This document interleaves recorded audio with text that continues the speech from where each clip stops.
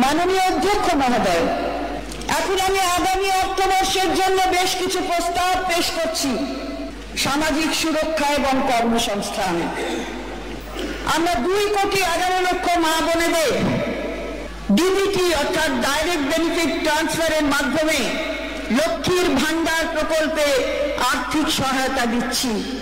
আমাদের মা বোনেদের হাত আরো শক্ত করার জন্য এই মা মাটি মানুষ সরকার আনন্দের সঙ্গে জানাচ্ছে যে লক্ষ্মীর ভান্ডার প্রকল্পে তফসিলি জাতি এবং জনজাতি শ্রেণীর জন্য আর্থিক সহায়তা বৃদ্ধি করে মাসিক 1200 টাকা এবং অন্যান্যদের জন্য এই সহায়তা বৃদ্ধি করে মাসিক 1000 টাকা করা হবে।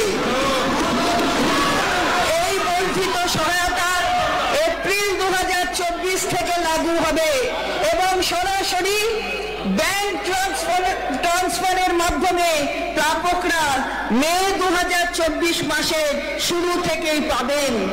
এর জন্য অতিরিক্ত বার্ষিক 12,000 কোটি টাকা বরাদ্দ করা হয়েছে।